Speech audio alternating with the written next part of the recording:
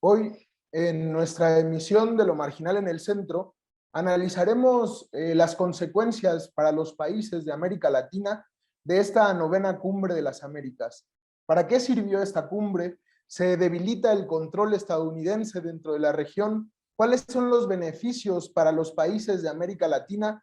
Para nuestra conversación nos acompaña Nidia Egremí, internacionalista por la UNAM, especialista en geopolítica y colaborador en medios nacionales y extranjeros. Hola Nidia, muchas gracias por aceptar participar en Lo Marginal en el Centro. Mucho gusto, Aquiles, encantada. Nos acompaña también el día de hoy el doctor Nayar López Castellanos, doctor en Ciencia Política por la UNAM, investigador en el Centro de Estudios Latinoamericanos de la Facultad de Ciencias Políticas y Sociales, también de la UNAM. Bienvenido, doctor, muchas gracias por participar. Muchas gracias, al contrario.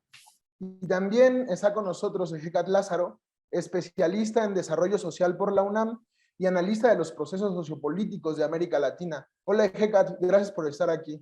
Gracias a ti, Aquiles, y un gusto poder compartir esta mesa con tan distinguidos analistas del escenario latinoamericano.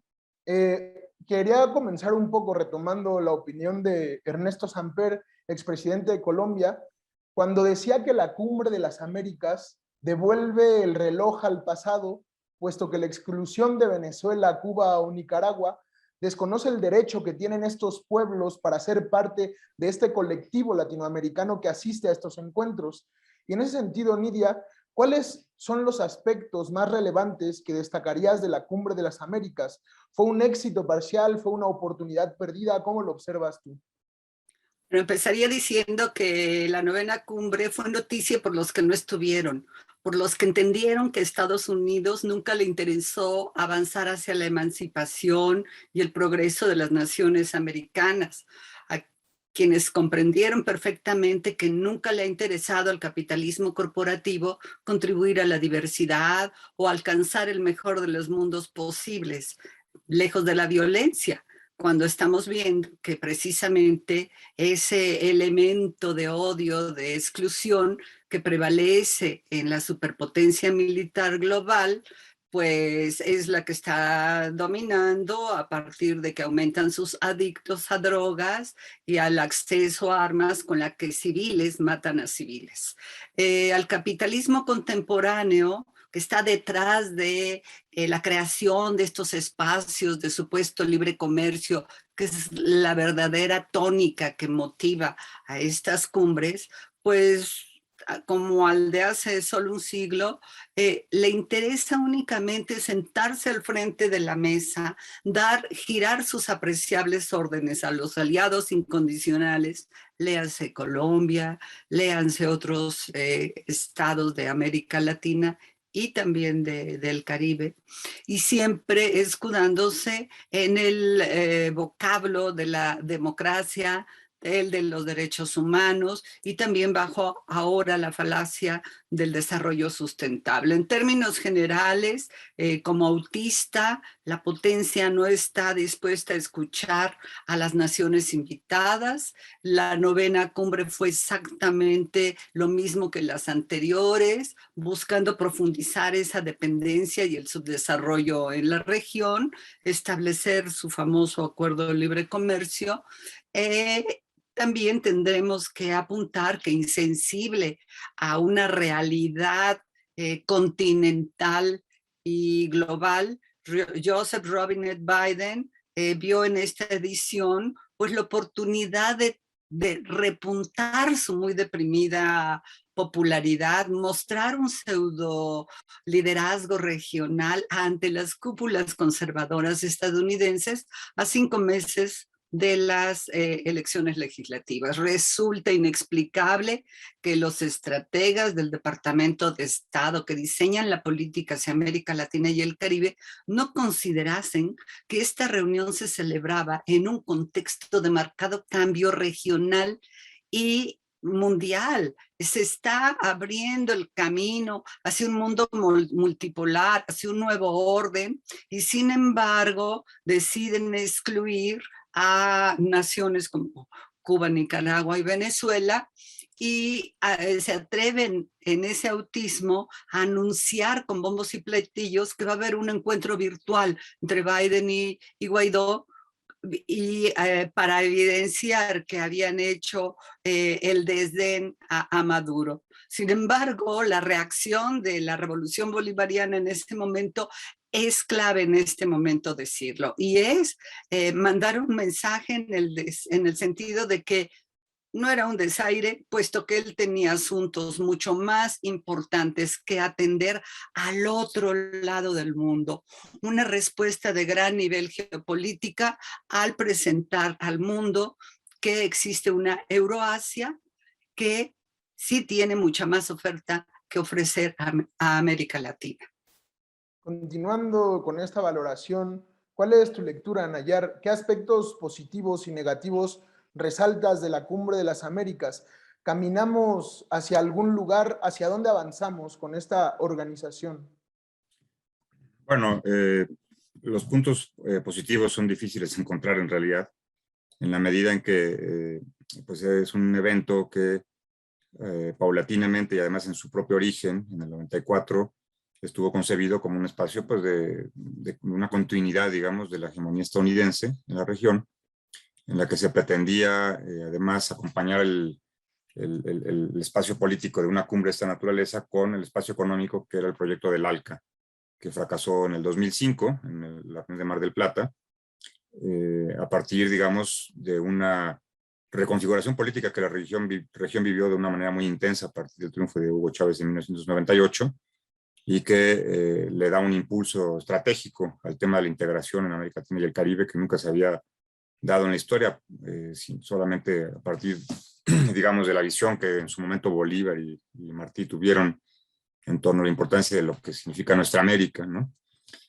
Y Chávez, entre otros líderes de la región, pues impulsa la creación, entre otros mecanismos tan importantes, pues como la CELAC en su momento, ALBA, la propia existencia inclusive de espacios mediáticos como Telesur, Petrocaribe, que es un mecanismo de colaboración y cooperación energética fundamental para muchos países del Caribe, para muchos de los países insulares. Y entonces, en ese sentido, obviamente que la iniciativa de la Cumbre de las Américas va tomando un cauce de menor impacto, digamos, ¿no? A pesar de ello, bueno, se da la participación incluso de Cuba en 2 ocasiones, una de ellas que deriva de esta famosa foto que están dándose la mano Obama y Raúl Castro, y que luego se traduce en un proceso de normalización, digamos, de las relaciones diplomáticas entre ambos países, al abrir a nivel ya de embajadas, pues la relación que no se había dado desde el triunfo de la Revolución Cubana en 1959, ¿no? Y en este escenario, digamos, la Cumbre de las Américas también trató de ser una extensión, digamos, de la OEA, que la OEA pues ha tenido esa característica histórica, digamos, de ser un espacio que el propio canciller cubano Raúl Roa en la década de los 60 nombró como el Ministerio de las Colonias, ¿no? que es un organismo que está, además de todo, ubicado en Estados Unidos, en Washington, donde pues jamás se ha escuchado la voz de la OEA levantarse en contra de las verdaderas dictaduras militares que ha tenido nuestra región latinoamericana y caribeña. Jamás la OEA suspendió a Chile bajo la época de Pinochet, ni la Junta Militar en Argentina, ni Stroessner de Paraguay, ¿no? Siempre ha funcionado alrededor de los intereses de Estados Unidos. Entonces, todo este contexto, diríamos que la Cumbre de las Américas, esta pasada edición, que se caracterizó más y fue más conocida por esa lógica de exclusión, que en efecto coincido con Nidia, que es lo que marca esta cumbre, ¿no? Además, un error estratégico, diríamoslo así, que Biden comete, pretendiendo recuperar la imagen de Estados Unidos en la región cuando pues va en declive, ¿no? No significa que no siga siendo poderoso, no significa que las 70 y tantas bases militares estadounidenses estén presentes en nuestra región, ¿no? Sino que la cumbre, pues, más allá de reforzar una hegemonía, se vio, dejó una imagen debilitada de Estados Unidos. Asistieron 23 de 33 países, ¿no? Y esto obviamente habla de una respuesta desde la región con una visión de mayor soberanía y de hablarle de tú por tú a una potencia que está acostumbrada a la soberbia y obviamente, a la existencia de muchos gobiernos muy incondicionales, ¿no? Leas el caso de Colombia, República Dominicana, entre ellos, que responden siempre de manera cabizbaja, digamos, a los designios de Estados Unidos, ¿no? En una primera impresión sería esto. Sí, desde luego, Hecat, quería preguntarte también a ti, ¿cuál es tu lectura sobre la Cumbre de las Américas? Bueno, yo coincido. Es una cumbre que se da en un momento en el que la transición hegemónica mundial de Estados Unidos hacia China se ha agudizado más que hace 3 años. En ese sentido, yo creo que sí es una cumbre diferente. Es un Estados Unidos que tiene una posición hegemónica, sí todavía, pero debilitada. Y me parece que en estos meses, de febrero a la fecha, se ha mostrado todavía más la debilidad de la posición estadounidense con la crisis que se ha abierto en Europa, en Ucrania, y pues ahora también el nuevo polo de poder en que se está convirtiendo China, que precisamente tiene también una presencia muy importante en América Latina. En ese sentido, yo creo que sí hay algunos aspectos diferentes, pero coincido también con Nidia y con Nayar en que son algunos aspectos que van en detrimento del poder hegemónico que mantiene Estados Unidos en América Latina. Yo quisiera rescatar un aspecto importante aquí, que considero que es importante, que es la decisión que tomaron los presidentes latinoamericanos, varios presidentes latinoamericanos, de no asistir a esa cumbre. Es verdad que al final algunos aceptaron ir después de algunas negociaciones que hubo con algunos enviados de la Casa Blanca para hablar con presidentes latinoamericanos, pero al principio Bolsonaro de Brasil había dicho que no iba a asistir a la cumbre. Alberto Fernández de Argentina había dicho que no iba a asistir a la cumbre. López Obrador de México había dicho que no iba a asistir a la cumbre. Estos son los 3 países más importantes de América Latina en términos poblacionales, en términos económicos y en términos geopolíticos también. Entonces, esto nos da la idea general de cuál es el control que ya no está ejerciendo tan directamente, de manera tan estrecha Estados Unidos en esta región, que, como dijo Biden en enero de este año, ellos lo siguen considerando así, es su patio trasero. Joe Biden dijo, no es nuestro patio trasero, es nuestro patio delantero, pero lo siguen viendo como una región que consideran suya, su coto de poder. La doctrina Monroe sigue aplicando en el pleno siglo XXI para ellos. Y quiero decir también que incluso algunos presidentes que no comulgan con las ideas emancipatorias, progresistas, que recorren América Latina desde hace un par de décadas, también se posicionaron en contra de asistir a esa cumbre. Tal es el caso de Bukele, por ejemplo, en El Salvador, que a pesar de ser un país pequeño, que ha sido un gobierno bastante criticado desde distintas posiciones políticas por las medidas que se están tomando, Nayib Bukele dijo que no iba a asistir y en efecto no asistió. Entonces, también podemos, en esa misma tónica, pensar en el caso de Guatemala, con un presidente que para nada se le puede calificar como un presidente progresista, de izquierda, que venga de las luchas populares. Sin embargo, también es un presidente que se negó a asistir. Esto nos habla entonces de un conjunto de países latinoamericanos que están retando.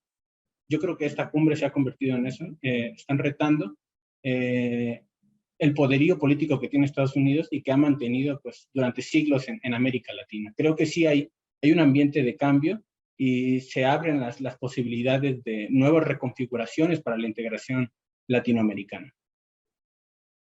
Desde luego en este primer bloque, digamos, recordando o contabilizando el memorial de agravios que ha tenido o ha padecido América Latina frente a Estados Unidos, se sentaron dos temas fundamentales según los especialistas dentro de esta Cumbre de las Américas, que fueron la cuestión de la democracia y de la migración. Quisiera preguntarte a ti, Nidia, teniendo en cuenta que uno de los problemas fundamentales del continente, y me parece que del mundo en general, es el de los flujos migratorios del sur al norte, y la solución, más bien la solución que se propone en la Declaración de Los Ángeles, ¿en qué consiste? ¿Puede pensarse que esta declaración avanza hacia la solución del problema? Bueno, yo te respondo en primer momento con otra pregunta. Cuando hablan de democracia, ¿a qué se refieren?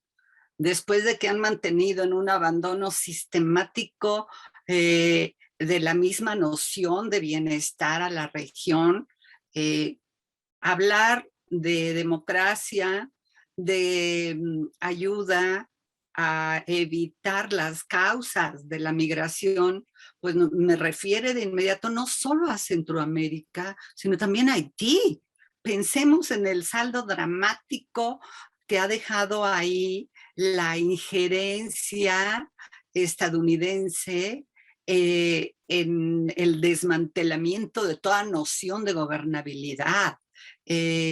¿Cómo pueden atreverse la superpotencia bélica mundial a proponer planes de control migratorio cuando ni siquiera ha sido capaz de desembolsar la suma que ofreció Donald John Trump para contribuir en una mínima parte a la creación de empleos por empresas estadounidenses en Centroamérica, cuando persiste el colonialismo en la región?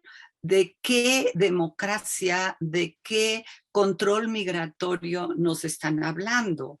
Ciertamente están viendo pues el mundo en rebanadas, es decir, por un lado están fluyendo miles de millones de dólares para sostener al Comando Sur en América Latina, para posicionar a la OTAN en Colombia y, como decía el doctor López Castellanos, a sustentar todas estas bases navales, aéreas, marítimas en la región, y no se desembolsa el dinero comprometido para paliar pues, los efectos más negativos del cambio climático en Centroamérica, que es uno de los factores primordiales que contribuyen a la expulsión de migrantes, a contener esa fuente de cultivos de drogas ilícitas que también están oxigenando esa delincuencia que agobia a nuestras sociedades. De modo que, en conclusión, estoy hablando de planes meramente retóricos y que no son más que, repito, para reposicionar o intentar reposicionar a Estados Unidos en la región cuando se le desmorona el diseño que tuvo desde el siglo XVIII-XIX, ¿no? Retomando esa última parte, doctor Nayar, un poco hablando acerca del gran hegemón que resultó ser Estados Unidos durante todo el siglo XIX, durante el siglo XX, consolidando su hegemonía y su intervencionismo en los países y en los procesos democráticos de América Latina, ¿Estados Unidos pierde fuerza en esta cumbre de las Américas? Sin duda. Se debilita por dos factores. En primera instancia, porque reivindica su lógica imperial, diríamos, ¿no? Es decir, sobre todo también un poco, mucho en la academia, digamos, se ha dejado de hablar de imperialismo porque parece como un concepto del siglo XX que además suena así como que ya en desuso, ¿no? Hablar de imperialismo, de lucha de clases, de algunos conceptos que han enriquecido el pensamiento durante la historia, parece como una especie de pecado, digamos, ¿no? Entonces, por un lado, debilita su propia lógica imperial en el sentido de que esa hegemonía ya no existe como tal, ¿no? O sea, ya no es tan fuerte como tal. Existe, está desplegada, ya lo dije, y entonces el hecho de no haber logrado que tuviera repercusión en excluir a 3 países que ellos consideran como una especie de dictadura, según su lógica, no resultó del todo.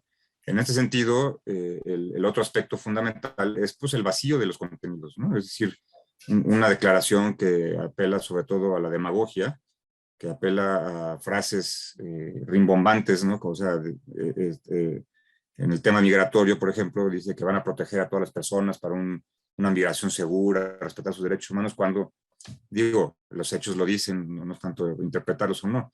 Hay un muro de por medio, hay jaulas para poner a niños, migrantes, una border patrol que puede cazarlos como, ¿no? Como conejos, los ciudadanos armados del propio Estados Unidos disparando contra los migrantes, ¿no? Y desafortunadamente, por ejemplo, en el caso de México, pues la militarización de la frontera sur con la Guardia Nacional, entre 8 y 10 mil miembros de la Guardia Nacional cuidando esa frontera, una especie de una border patrol extendida. Vemos escenas también de las autoridades migratorias mexicanas poco amables con los migrantes, sobre todo cuando son de piel más oscura, de piel más morena, ¿no? O sea, todo esto es evidente y hay miles de pruebas al respecto. Entonces, estos dos temas, este tema de la migración, sin duda deja en desnudo pues, el vacío de contenidos de un evento que pretendía aglutinar en torno a estos temas tan importantes para la región a todo el conjunto de los países que integran este continente.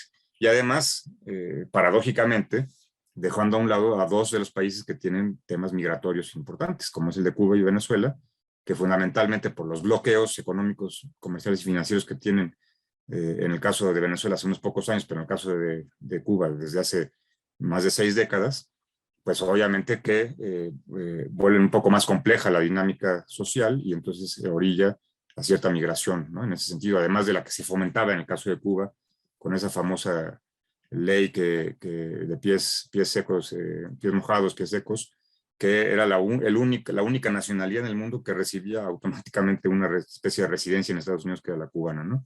Entonces, y en el tema de la democracia, en efecto, coincido plenamente, además con esa presión que hace Nidia, en el sentido de ¿quién habla cómo se puede hablar de democracia y de derechos humanos en un país en el que, por ejemplo, según un reportaje publicado por el periódico La Jornada hace unos días, nada más en lo que va del año 2022 ya hubo 257 tiroteos en Estados Unidos, ¿no? Con la dramática y triste escena de esa masacre de niños en una escuela en Texas, ¿no?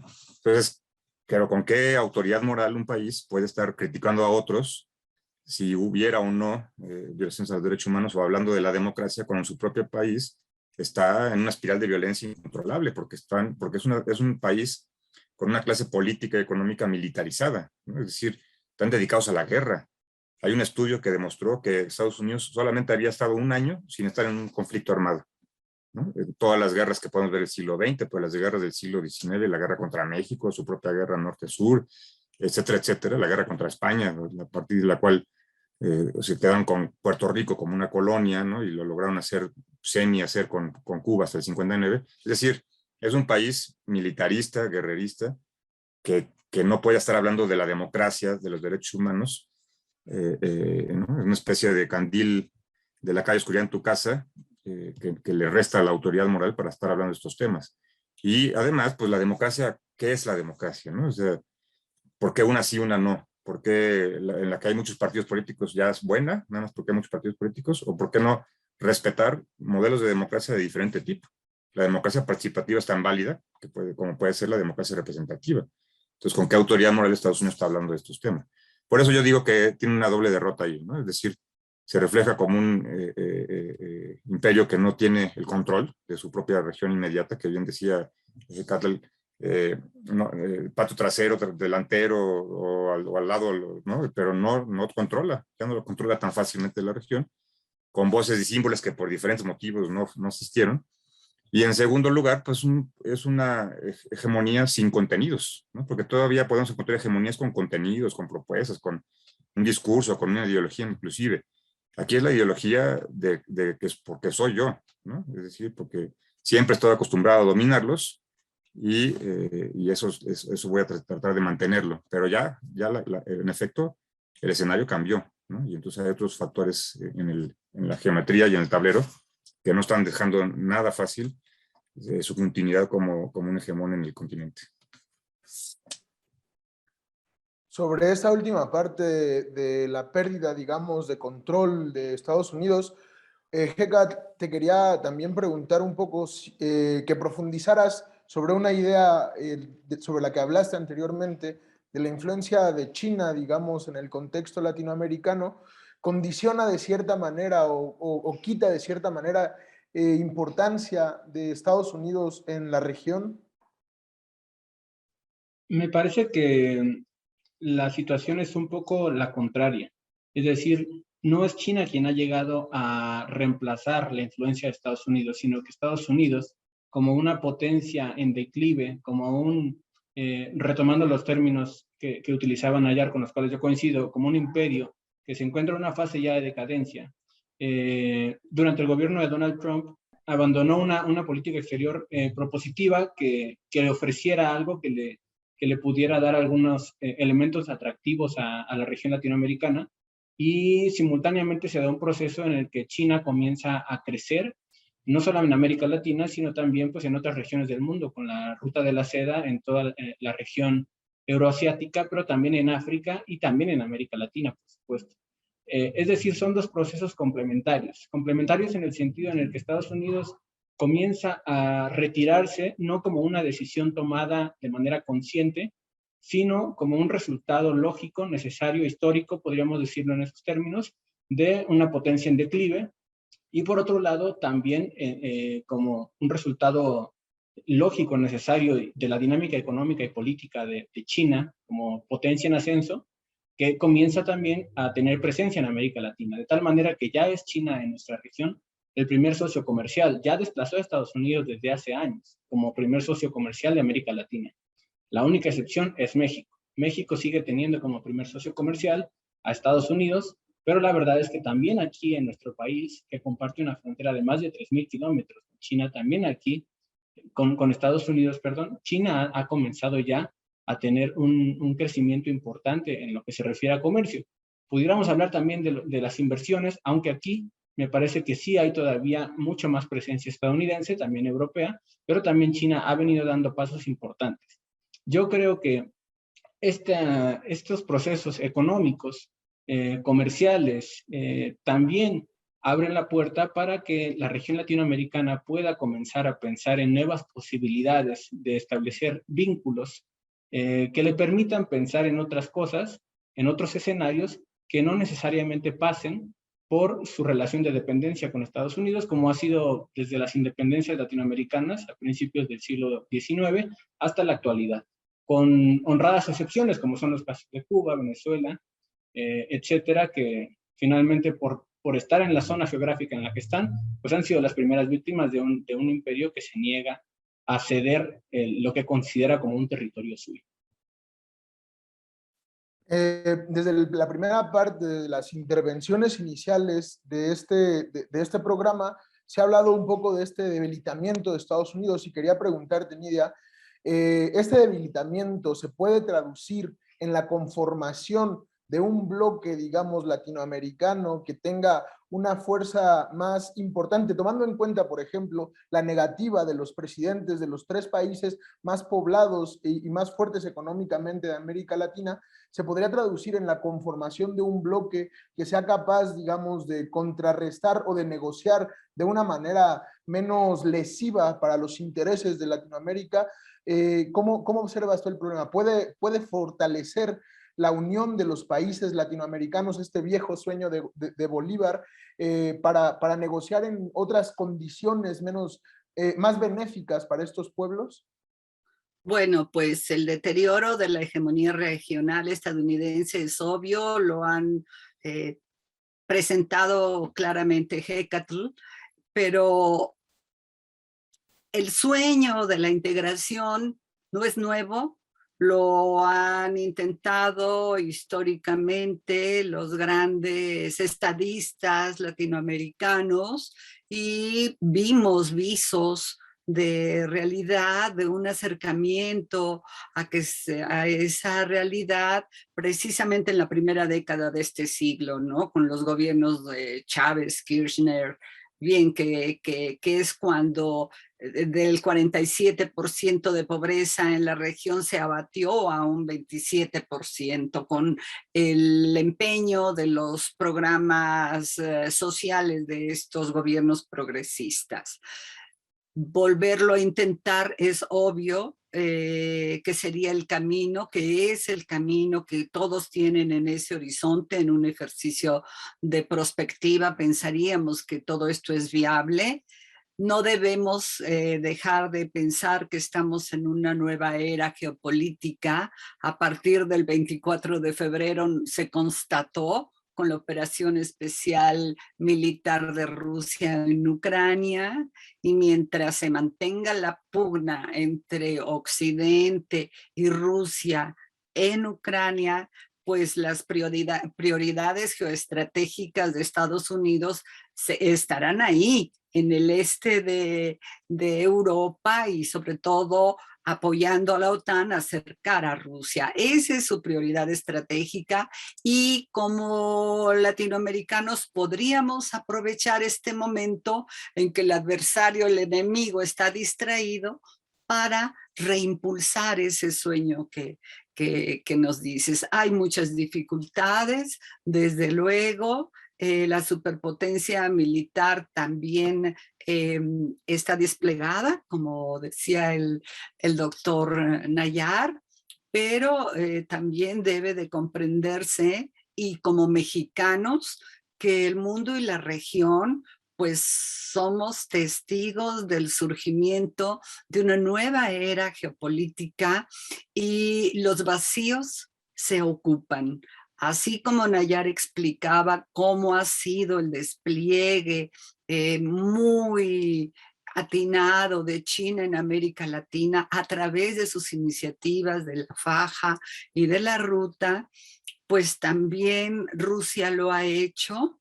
Hay grandes avances que incluso, por ejemplo, la Argentina de Macri lo aprovechó perfectamente. Entonces, México, analizando la situación desde nuestro entorno, pues bien puede aprovechar para abrirse a esta nueva era multipolar y jugar más a la geopolítica, aprender más de estas lecciones, y pues seguir viendo las evidencias de este deterioro de la hegemonía estadounidense para aprovecharlo. Muchas gracias, Nidia. Nayar, tomando en cuenta esta idea un poco gramsciana, que el mejor momento para construir contrahegemonía es precisamente en la época de crisis hegemónica, pero también retomando el deseo, la acción de las élites decimonónicas latinoamericanas de lograr una integración continental, desde, por ejemplo, la Carta de Jamaica de Simón Bolívar o el Congreso Anfictiónico de Panamá. ¿Es viable una integración de los países latinoamericanos en materia política, económica, social en estos tiempos que corren? Bueno, sí, es viable en la medida en que se parta, digamos, de reconocer la enorme diversidad que la región tiene en términos políticos, en términos culturales, ¿no? Hay elementos en común, pero también hay diferencias. Y habrá, inclusive hay conflictos territoriales que están presentes, que no se han saldado, como por ejemplo el caso de Bolivia con la demanda, digamos, de una salida al mar, y otros. En este sentido, yo creo que el esfuerzo que se ha hecho en el entorno de la CELAC es importante, ¿no? Yo creo que la CELAC puede convertirse, digamos, en ese instrumento, en esa herramienta, para darle una voz, no única, pero una voz compartida a la región latinoamericana y caribeña, en donde un espacio donde donde puedan convivir de manera respetuosa y equilibrada las naciones latinoamericanas y caribeñas frente a los actores, frente a los otros actores del poder a nivel mundial, ¿no? Y fundamentalmente frente a Estados Unidos. Hasta ahorita la CELAC en realidad, bueno, ha sido un foro importante, pero no ha llegado a ese escenario, ¿no? No se ha logrado consolidar, ha sido más bien, pues en su caso, la presidencia pro tempore, a quien corresponda, pues lo ha sabido utilizar para esto o para lo otro, o desaprovechar, ¿no? Según los casos en los que se ha dado esta rotación.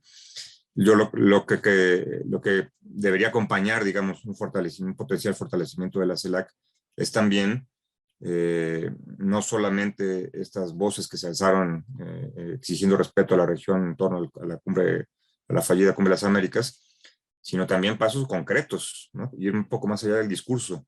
El propio presidente López Obrador había dicho, bueno, ya tenemos que reformar a la OEA y darle un entorno diferente. Bueno, yo diría, si esa es la intención, ¿no?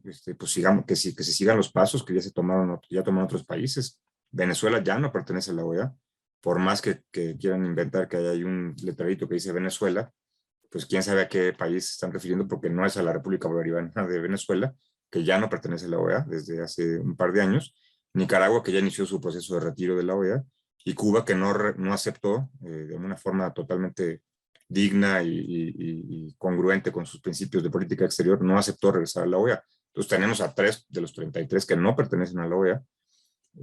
Entonces los demás deberían hacer lo propio, ¿no? ¿Por qué? No es una cuestión de reducir todo a que ya no te voy a hablar, ¿no? Es una cuestión de dignidad histórica, por un lado, y de construir un espacio que sí represente y respete la diversidad política de los países, que no porque sea un gobierno más hacia la izquierda o hacia la derecha, inclusive, se pueda excluir, ¿no? Y se pueda ignorar, y que todos tengan la misma voz política y la misma dimensión en ese espacio común que puede ser la CELAC, ¿no? Unos quisiéramos tal vez, desde mi lógica, que hubiera un ALBA latinoamericana y caribeña que tiene mucho más contenido social, ¿no? Que va a disminuir las asimetrías sociales, pero sí es hora de que América Latina y el Caribe empiece a entender de una vez por todas, y no creo que falten los ejemplos en la historia, que si no se ponen en acuerdo en los aspectos básicos, pues muchos países muchos pueblos sobre todo, van a seguir sufriendo las consecuencias de un imperio como el de Estados Unidos, que a pesar de su decadencia, que a pesar de la entrada de China y otros actores, pues es cuando más peligroso se vuelve, ¿no? Bien, Atilio Borón lo dice de manera muy atinada en su libro Geopolítica del Imperialismo en América Latina, que cuando los imperios están en su fase de caída, son cuando se vuelven más peligrosos para sus vecinos inmediatos, y en este caso somos nosotros, y en este caso además, en particular, pues México, ¿no? Entonces es la hora de América Latina y el Caribe, y es la hora de unificar estas voces en un espacio en común, que puede llamarse CELAC o cualquier otra manera, pero también es la hora de tomar decisiones concretas, y retirarse de la OEA es un elemento fundamental, que se quede ahí Canadá y acompañando a Estados Unidos, ¿no? Que lo disfruten, pero ese no va a ser el espacio que puede representar el equilibrio y una relación respetuosa. Se trata de hablar con Estados Unidos, pero de tú a tú y con respeto, ¿no? Muy bien, por último, Ejeka, te hago la misma pregunta. ¿Esta crisis de hegemonía norteamericana hace o contribuye a la soberanía de los países latinoamericanos? Yo quisiera retomar esta cuestión de la congruencia de la política exterior que ya mencionaban ayer.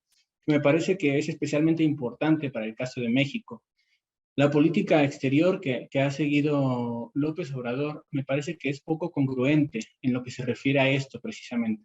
¿Y por qué lo digo? Porque por un lado se posiciona en contra del bloqueo a Cuba, se posiciona en contra del veto a Cuba, a Venezuela, a Nicaragua, se posiciona también a favor de un espacio donde haya voces de los diferentes países latinoamericanos, pero al mismo tiempo hace un llamado para establecer una comunidad americana, recuperando, según sus palabras, recuperando pues, un tanto el sueño de Bolívar, pero por lo que él mismo ha dicho, se trata de hacer una especie de gran comunidad americana bajo liderazgo estadounidense para poder hacerle frente a una China que ha venido creciendo en nuestra región.